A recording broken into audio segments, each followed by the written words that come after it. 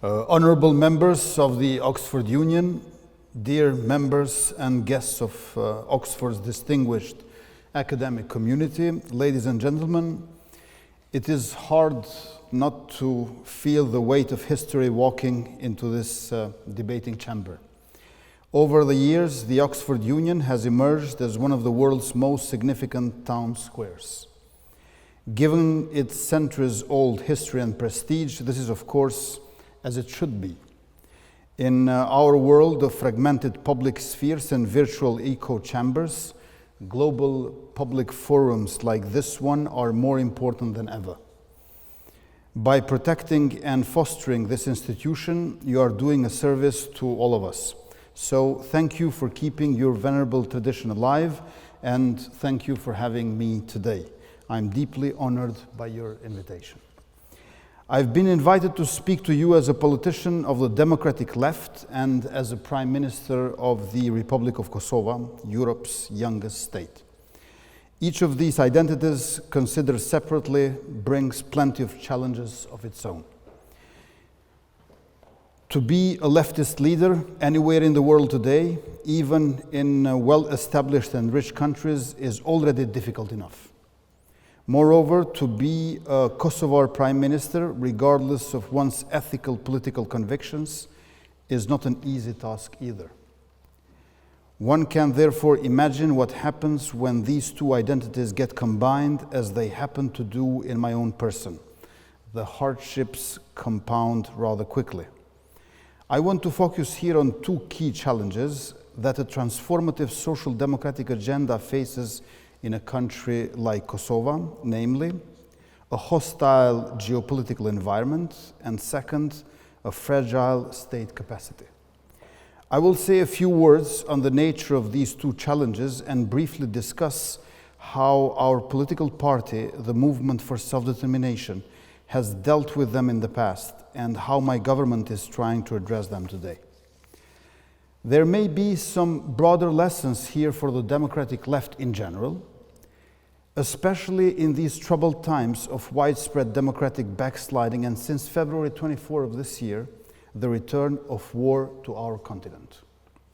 The Balkans is known as a proverbial powder keg of Europe.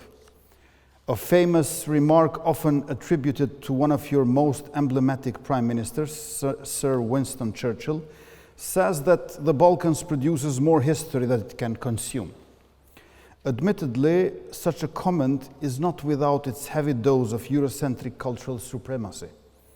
As is well known, the Balkans has traditionally served as kind of internal orient to Europe, a peninsula at the southeastern periphery of the continent, inhabited by semi-barbaric peoples with strange, backward customs prone to irrational ethnic conflicts. Furthermore, the depiction of the Balkans as the powder keg of Europe tends to obscure another crucial fact, namely that such a powder keg was rarely just of our own doing. European great powers have rarely been innocent bystanders to Balkan affairs.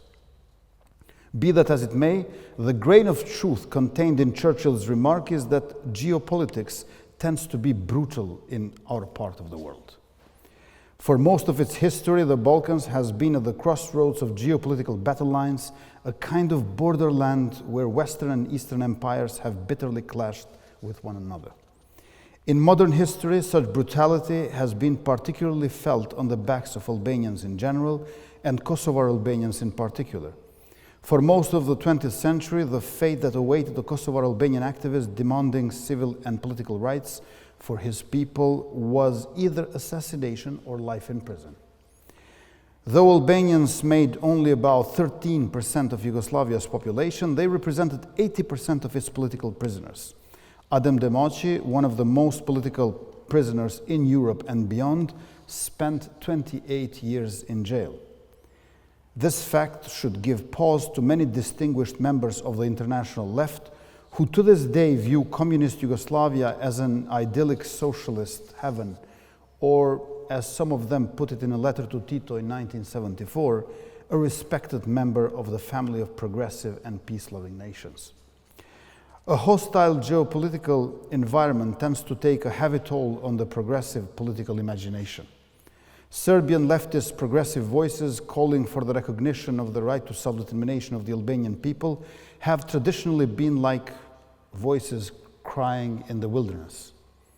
The early 20th century social democrat Dimitrije Tucovic condemned Serbia's imperialist policies toward the Albanian people and called on Belgrade to recognize their right to self-determination.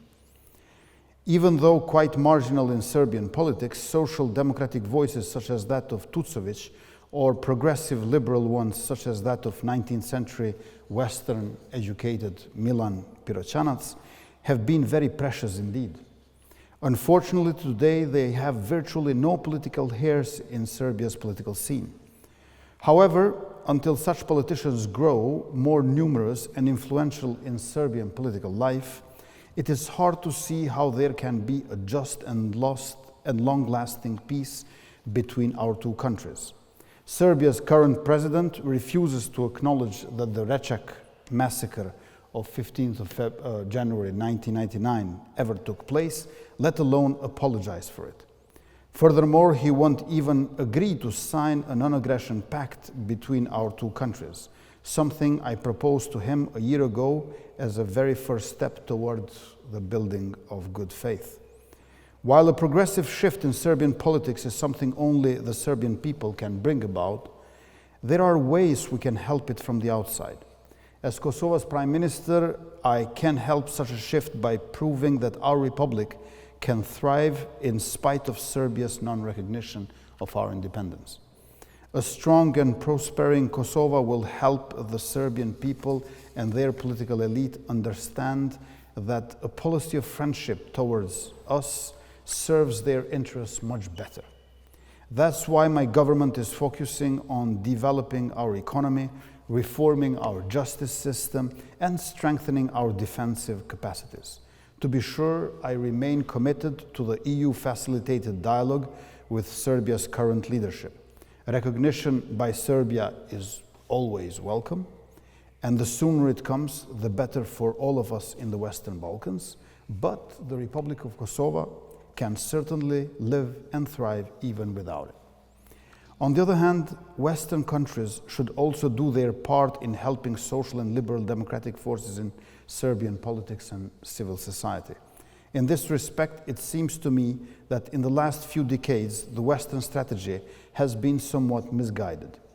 Though Western support that helped overthrow Milosevic back in October 2000 is rightly hailed as a success story, from the viewpoint of long-term Western strategy, it has been more of a curse than a blessing. That's because it has encouraged Western allies of progressive Serbian forces to focus their help on short-term, project-based initiatives. I believe this short-term perspective should be abandoned in favor of a more sustainable, long-term approach centered on values rather than projects.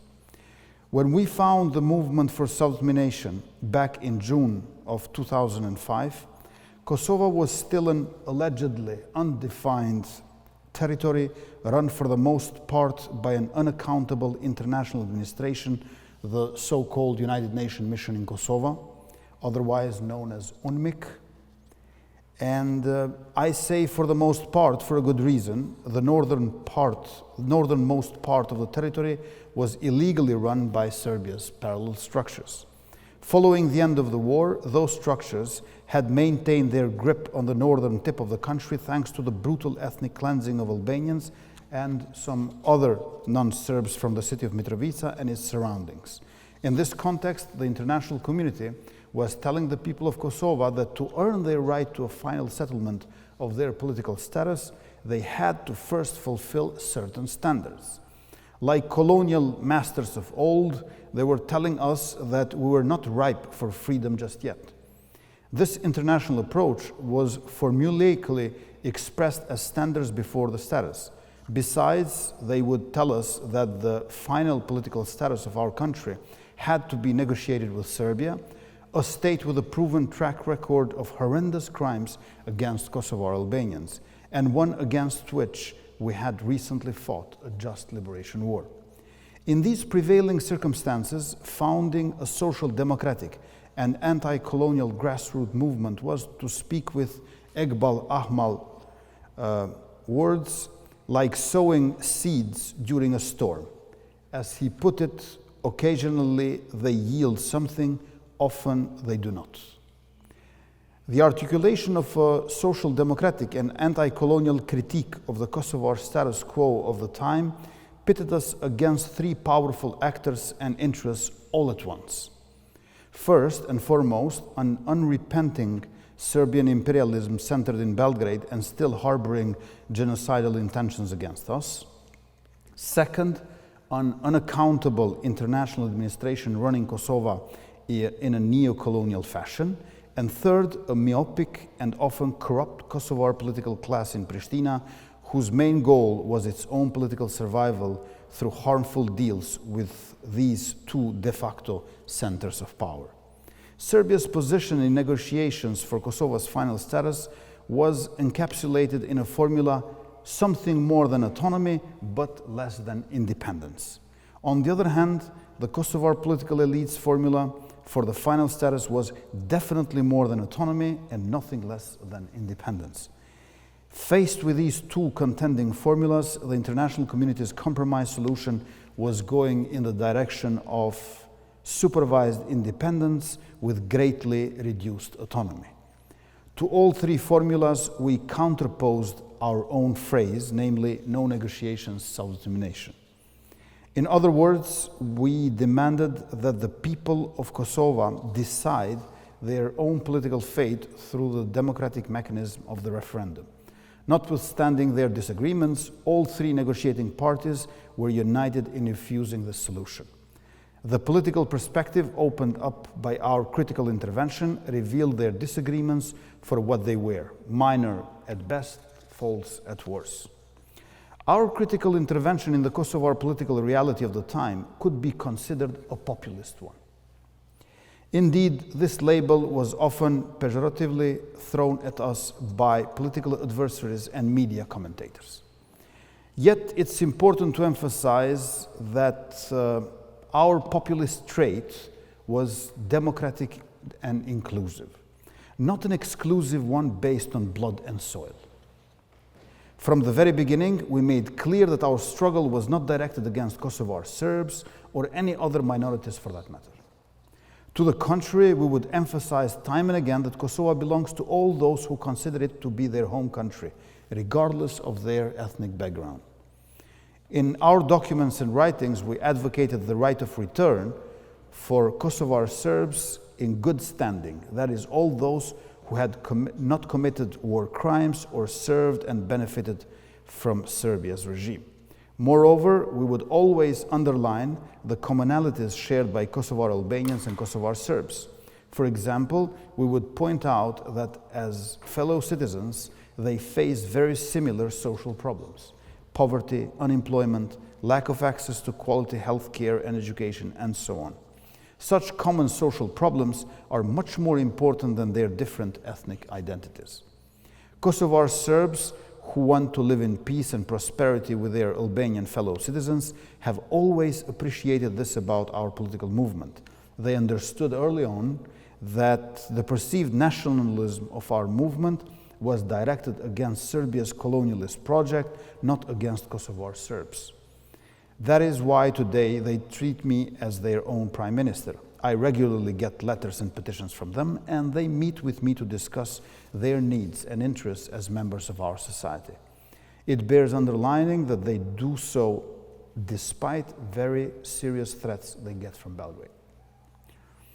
I think there is a broader lesson for progressives here. Today, populism has become a term of abuse. But we should remember that a certain kind of populism is inherent within the very idea of democracy. The most basic principle of modern representative democracy, namely one person, one vote, is populist in character. Abraham Lincoln's famous dictum, government of the people, by the people, for the people, is populist as well. In that same sense, our movement's catchy phrase, no negotiations, self-determination, could be seen as populist too. But this is the sort of populism we Democrats should never abandon. Otherwise, we risk alienating the people, and right-wing authoritarians are all too happy to step in as their spokespersons. In other words, instead of throwing the baby out with the bathwater, we should insist on a critical distinction between progressive, inclusive populism on the one hand, and exclusive blood and soil populism on the other. Our inclusive populism should affirm the people's right to self-government and self-determination, while rejecting the construal of the people as an organic totality united by blood ties. To the organic totality of right-wing populists, we should oppose class analysis. Only class analysis can expose the illusory character of all claims to organic totality. Moreover, only class analysis can reveal how much in common is shared by, let's say, an unemployed Serbian single mother in northern municipality of Mitrovica and an unemployed Albanian single mother in southern municipality of Mitrovica or anywhere else in Kosovo. I ran for office on two major promises: jobs and justice. Since assuming power over a year ago, these two policy areas have been front and center of my attention as Prime Minister. Besides having to go against the grain of the neoliberal dogma, in the Kosovar context, the social democratic reform agenda faces some very specific challenges. They have mainly to do with the limited resources of a developing economy and the restricted capacity of a young state. We are one of the poorest countries in Europe. Years of apartheid, war, and post-war mismanagement of our economic resources have left their unmistakable marks in the country's economy. As a result, an ambitious social democratic program of economic development based on the paradigm of the developmental state has to start with rather scarce resources. In addition, our state bureaucracy is young and therefore inexperienced. Thanks to poor recruitment practices of previous governments, there is quite a bit of incompetence in our bureaucracy as well. Nevertheless, there are ways around these problems. My government has been pursuing a few different strategies to deal with them. Here I want to briefly mention only one of them, namely the enlisting of our diasporic community as a partner in our country's development. Kosovo has a large and significant diaspora in Western Europe and the United States. Without their help, neither our peaceful resistance nor our armed struggle against Milosevic's regime would have been possible. Since the end of the war, their generous remittances have helped relieve poverty. In so doing, they have helped us buy precious social peace. However, remittances are a means of survival, not one of economic development. What my government is trying to do is to mobilize our diasporic community as a partner in the development of our country. That means tapping into their human resources as well as financial capital. Their expertise can help us reform our bureaucracy, our education, healthcare systems, and our economy. Instead of their financial resources serving as mere humanitarian relief, we are trying to create opportunities for their investment in profitable enterprises that would create jobs for the youth and women. This partnership for economic development is slowly starting to take shape. For example, our government has already started tapping into the expertise of our diaspora professionals for purposes of drafting fundamental laws and policies that we need to start implementing our economic program. In addition, our government is now issuing bonds to our diaspora. Such bonds help us raise additional funds while also offering a secure investment opportunity to our fellow compatriots abroad. In my view, this paradigmatic shift in the relation between home country and diaspora, namely from humanitarian relief to partnership for development, is one that holds great promise for developing countries facing similar circumstances. Even though it is too soon to judge the long-term net effects of my government's domestic reforms, early indicators speak quite favorably. Despite the adverse impact of the global pandemic COVID-19, last year our economy enjoyed a double-digit growth rate of 10.53% of GDP. A significant part of this growth was fueled by people's greater trust in our government. Such a trust translated into greater consumption, greater investment, and greater tax revenue. Over the last year, we had a 22% increase in foreign direct investment, while exports increased by 83%. Without us making any changes to fiscal policy, our tax revenue increased by 34%. In addition to economic performance, there have also been positive changes to our country's ranking in reputable international indices tracking rule of law, press freedom, and transparency. For example, last year, the World Justice Project ranked us first in the Balkans in its rule of law index.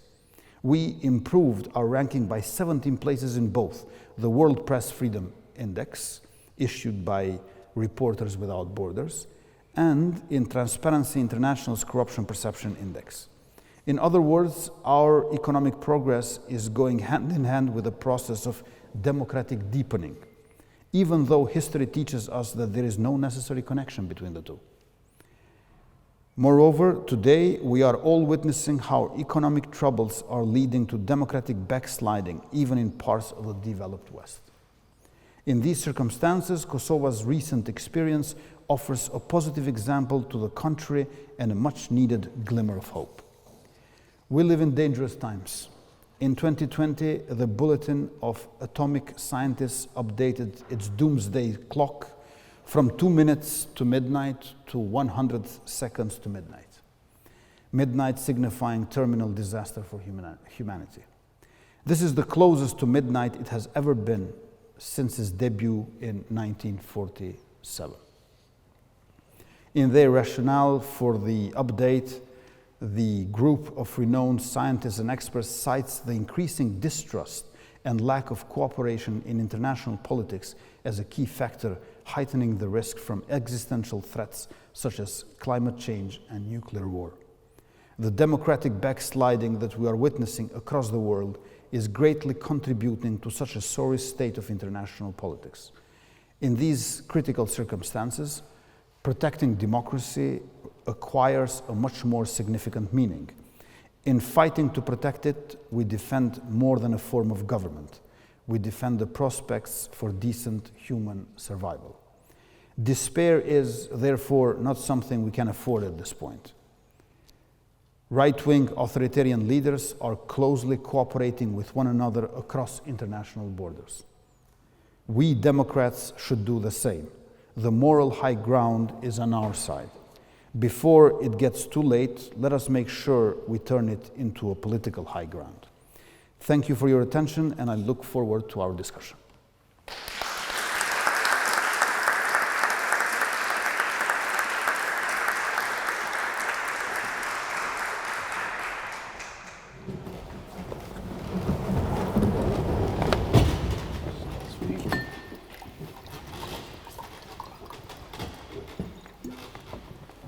Thank you, Prime Minister Kurti, for that very, very fine opening statement. I hope you'll feel very welcome here in Oxford today. I just thought to probably start our interview with something that's quite relevant to what's going on right now. Today in the news, war veterans clash with the police, wanting higher pensions. I just wanted to get your thoughts on this, on that situation in Kosovo. We have two levels of minimum wage in Kosovo. One for those who are under 35 and the other for those who are above 35. In our election campaign, early 2021, we have promised to increase minimum wage at the level which is 250 euros.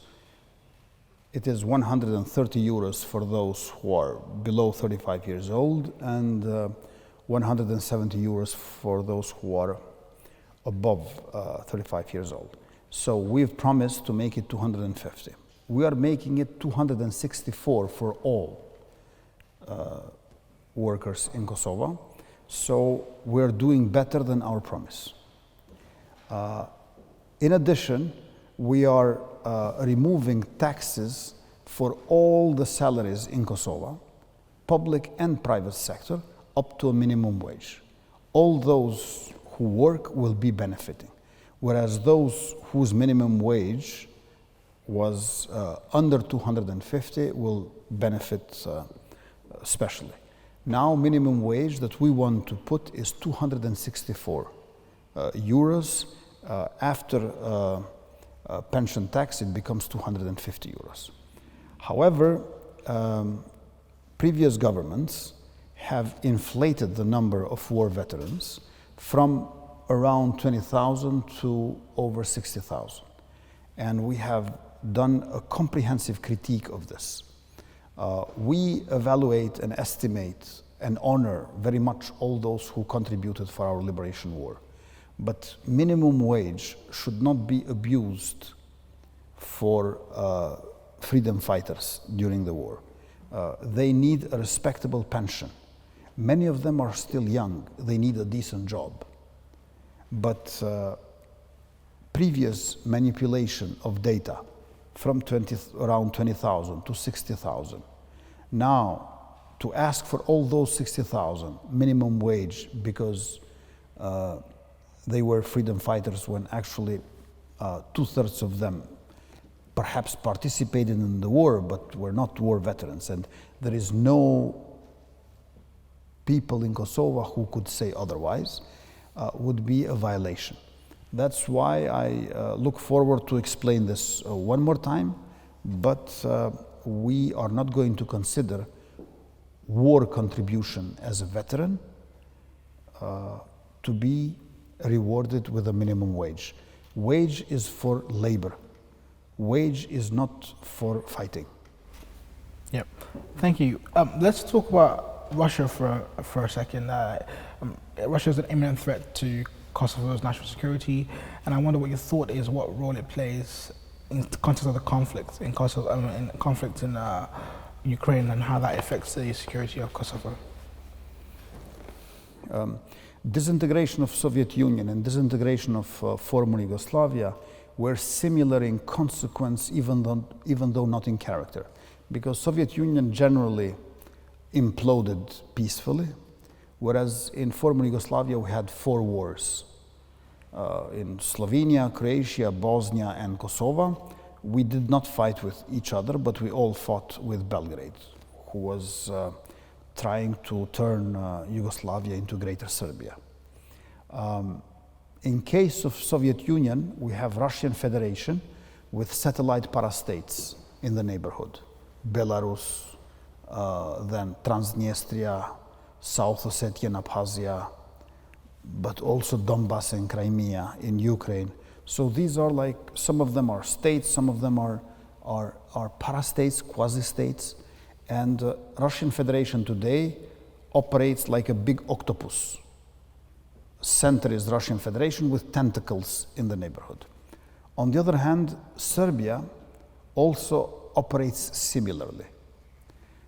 I cannot say that Serbia is an octopus, but perhaps a small quadrupus, half of the tentacles in the region. Republika Srpska in Bosnia and Herzegovina, Serbian political parties in Montenegro who are against NATO and independence of Montenegro, some illegal structures in Kosovo, and Serbian Orthodox Church all over. So there is a special relationship between small quadrupus and big mother octopus. And this is to the detriment of the security in the region, and that's why we need to put Kosovo into NATO as soon as possible. Partnership for Peace program is the first milestone, and we need all the help that can be given to us to become members of NATO. Meanwhile, we have NATO in Kosovo, and I have increased the budget for our defense precisely because we have 48 forward operation bases of Serbia around our border, 28 of them being military and 20 of them gendarmeria. So there are strong cultural, historical, and military links between Serbia and Kremlin, which makes us wary, not afraid, but vigilant. In the previous parliament of Serbia, because they just had elections now, out of 250 members of parliament, 151 were members of the friendship group between Serbia and Russian Federation. You know, in our parliament, I don't know how it is in British parliament, but in our parliament, friendship groups are at most a dozen of MPs. Friendship group with UK, with France, with Germany, with US.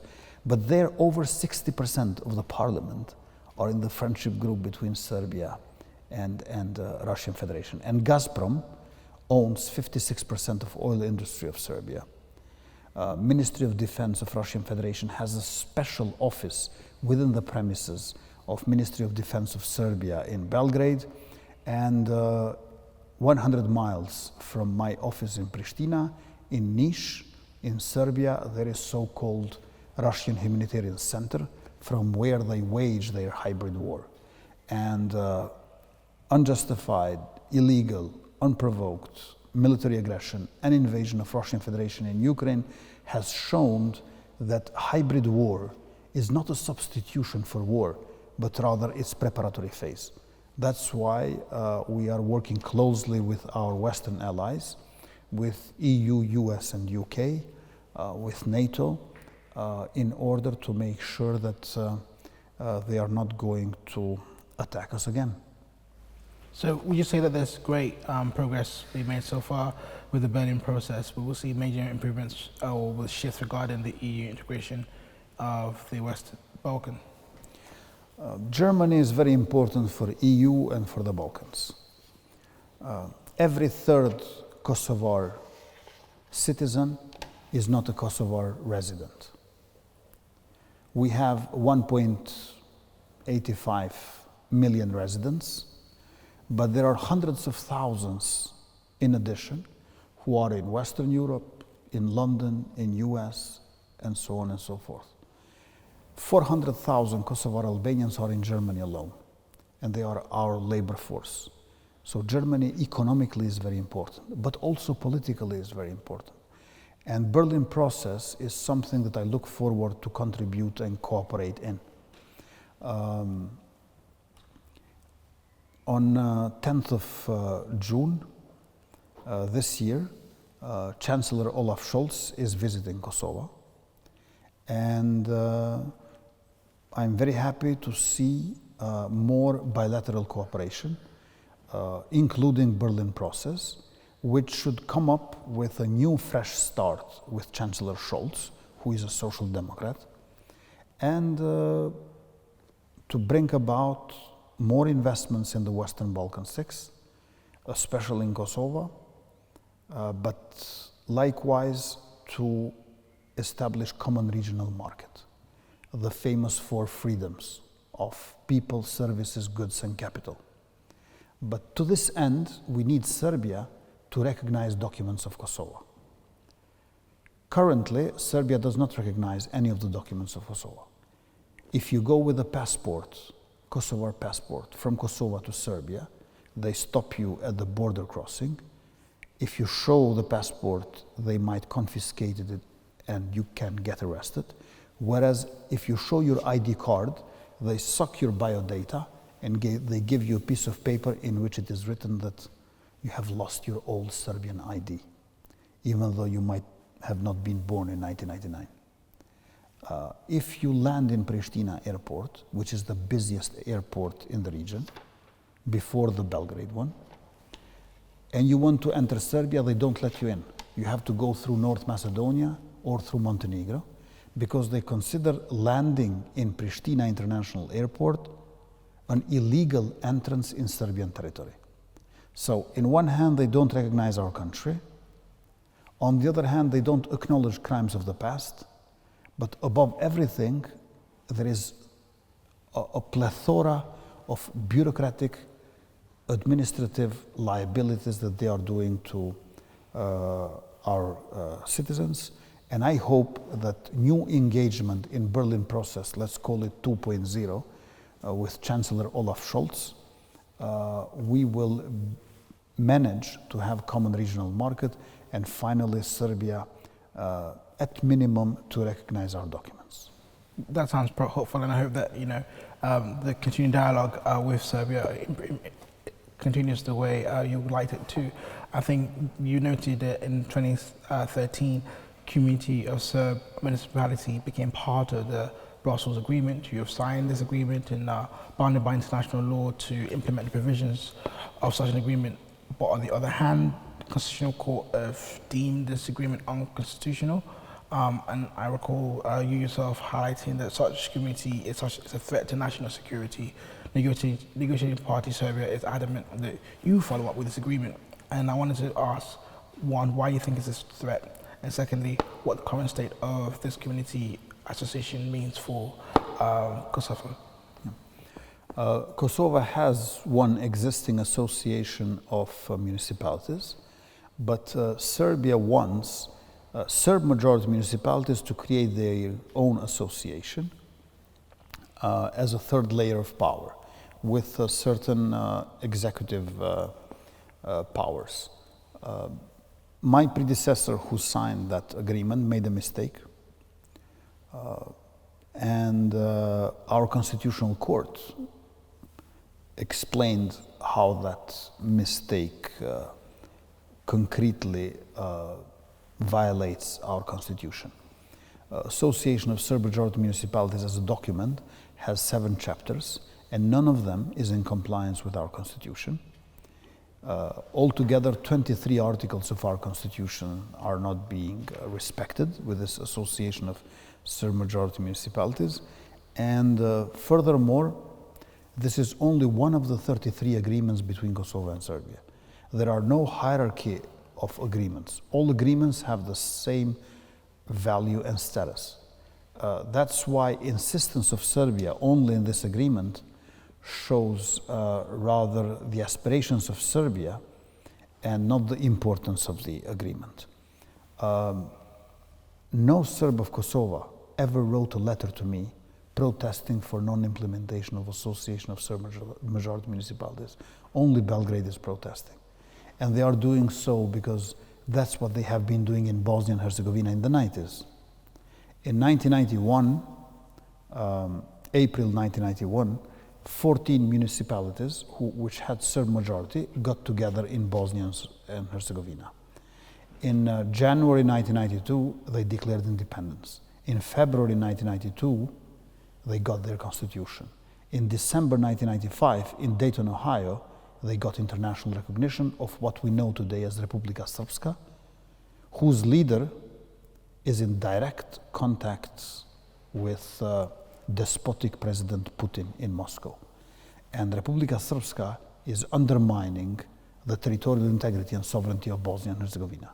So they want this piecemeal, incremental approach to create an entity within the entity in order to render you dysfunctional and turn you into a failed state. So, just like Russian Federation, also Serbia does not like now directly to occupy others, but I think rather to take a portion of your territory and turn your country into a failed state. I'm not sure that Russian Federation, after their failed blitzkrieg, wants to occupy every square mile of Ukraine. It rather wants to advance, to destroy, and to turn Ukraine into a failed state after a prolonged war. This is my impression. Serbia also is using these satellite parastates to turn its neighborhood into an assembly of failed states, of temporary states. So later on, it enlarges its hegemony and domination. Association of Serb majority municipalities will bring no good to Serbs as well. Serbs, just like Albanians, they need jobs and justice. They need fairness of the institutions. They need opportunity in socioeconomic development. They need qualitative education and good health care. Association of Serb majority municipalities is a construction of Belgrade to compensate itself from the failed dream of Greater Serbia. Thank you. I'm keen to open up the floor very soon for our students to ask questions, but one last question I'd like to ask is, given that we're in Pride Month here, I think it's very relevant. Recently, the Kosovo Parliament tried to adopt a civil code that would codify same-sex marriage in your country's legislation. Unfortunately, it didn't quite pass, and that's also in part because of lack of support from your party. Obviously, right now, the parade's going on in Kosovo. I wanted to ask why you feel your MPs did not support this bill, even though your political party's manifesto supports it. I believe in human rights. I believe in human rights. I think all people, all humans should be equal. And rights, human rights, also civic rights, are not something that we should deserve. They belong to our being. We should deserve well-being through our labor and contribution. Whereas when it comes to human rights, those are rights that we are entitled to with our very existence. And I think that in spite of any kind of differences, including sexual orientation, people should be equal. And a democratic state cannot behave in a way in which could violate human rights. I do not believe in democracy without human rights. So a democratic state, human rights for all the humans are inviolable, indispensable, and that's why our government and my political movement engages for. You know, we're all creatures of God and or nature. And as a saying goes, you cannot love God and hate its creatures. I think it is very important to respect human rights and to be able to always understand each other. And a rule of law should not cut our society into two, where you have those who are defenseless and those who are privileged. No privilege, no discrimination, human rights. And that's why we insisted that in civil code we define family union in a sense that it also includes minorities in terms of their sexual orientation. Because in the world, in history, and in life, we do not have only ethnic or religious minorities. We have also minorities according to sexual orientation. Thank you. Obviously, my question was why your MPs didn't support this bill, even though your political party's manifesto said you support such rights. Given that from your response, you probably would support the establishment of rights for every human being. Can I ask when perhaps you are going to introduce this legislation and how you convince your MPs to support the bill next time? Well, we're doing our best to explain with patience and to engage in discussion with others because, you know, you can never have enough emancipation. Even those who believe that they are emancipated, they can do better and more. So also we are learning more. And I believe that next time things will go right and we're going to have this civic code, which is very important for our country. On the other hand, we are planning to become members of Council of Europe, where our citizens finally will have the right to address to the European Court on Human Rights, which is not the case at present. A couple of months ago, from Council of Europe, Russian Federation has been expelled. In fact, membership of Russian Federation has been suspended, and we want to become the 47th member of Council of Europe. And there, everything is built based on human rights. And European Court of Human Rights is something that should become accessible to citizens of Kosovo on all the matters. Again, I think one important aspect of emancipation in this sense is that people must understand sexual minorities. And according to recent studies, there has been a build-up of research and studies throughout 20th century and in 21st century. Around 7% of men do not consider themselves to be exclusively heterosexual, and up to 13% of women do not consider themselves to be exclusively heterosexual. This is not to say that around 10% of the population are homosexual, but 7% in case of men and 13% in case of women. The study shows, also according to their declaration, that do not consider themselves to be exclusively heterosexual, and I think we should respect that. Thank you. I'd like to open the floor for one or two questions. Please raise your membership card up and a mic will be brought to you. Would anyone like to ask a question? Sure. The member with the red top. Just wait for the mic. Thanks, Prime Minister, thank you for coming. I was just wondering if you could elaborate on something for us. You mentioned in your speech that you are welcoming of Kosovar Serbs who are sort of upstanding, who didn't benefit from the regime. But didn't they necessarily benefit from the regime? Could you sort of elaborate on that relationship for us? Thank you.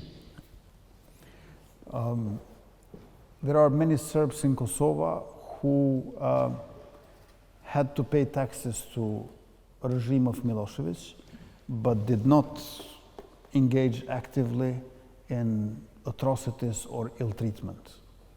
And people know that and they recognize and acknowledge that. Many Serbs who are in Kosovo live in Kosovo today precisely because they feel and they also know that we know that they did no harm to any individuals. And I think that there could be more Serbs like that who do not live in Kosovo, and they are welcome. If they do have a property which was not given to them by regime of Milosevic, for example, they should enjoy it. If they sold that property already, then it's problematic to come back without buying some new property.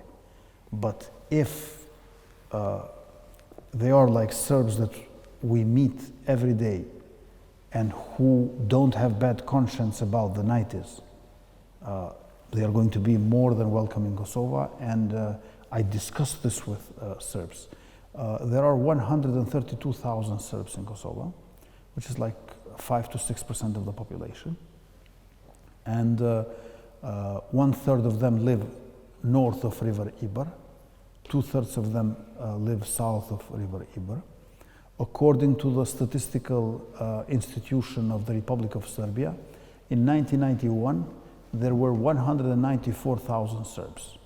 Their number through the 90s did not really increase much, with the exception of police and military and their families. According to Ron Redmond from UNHCR, in July 1999, 80% of the Serbs who left immediately after the war left together with Serbian police and military forces. And those left very early on. And this shows that those who remained, they had nowhere to go. So they didn't have a plan B. They didn't have an extra house or apartment somewhere in Serbia. So that's why it is our duty to engage in cooperation and common development for mutual benefit. But I also can imagine that there are Serbs who do not live in Kosovo. They would like to come back, and if they are afraid, I am there to show that they should not be afraid. One issue that we have is with some of the illegal structures of Serbia who want to make sure that all Serbs vote only for one party. You know, in Serbia there is no much opposition. In opposition, there are less than 1/3 of political parties combined. Basically, 2/3 is one party. And pluralism is not something that they can be proud of. You know, they have this logic of one president, one party, one church. You know. And we in Kosovo are very different. In Kosovo, opposition can win. And this is one of the tests of democracy. Can opposition win? In Kosovo, we showed in local and general elections that opposition can win.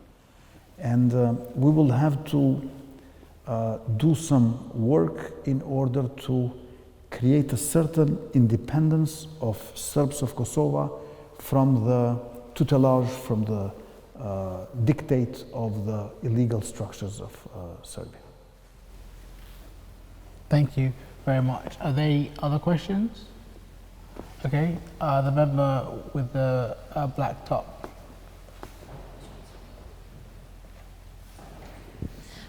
Hi, thanks for your talk. I don't have a political question, but I'm hopefully visiting Kosovo in a few weeks, and I was wondering what your top recommendations would be. Thank you.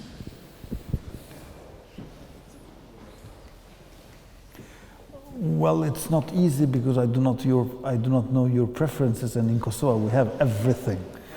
But I would certainly encourage you to visit Pristina, capital town, but then Prizren, which is second largest, with rich in culture and history.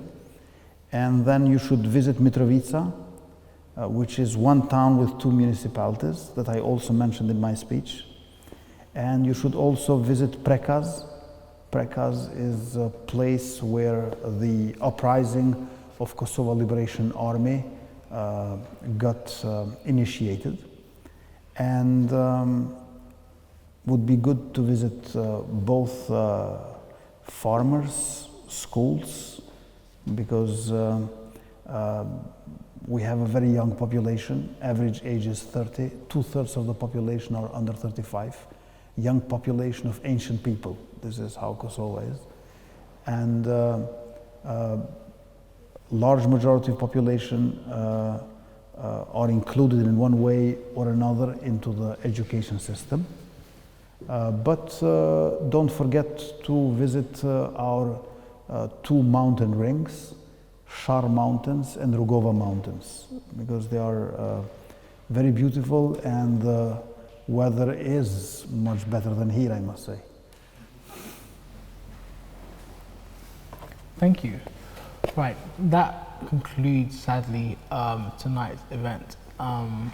Thank you all for coming, and even more thank you, Prime Minister Kurti, for coming to visit us today. Please all join me in thanking. Thank you.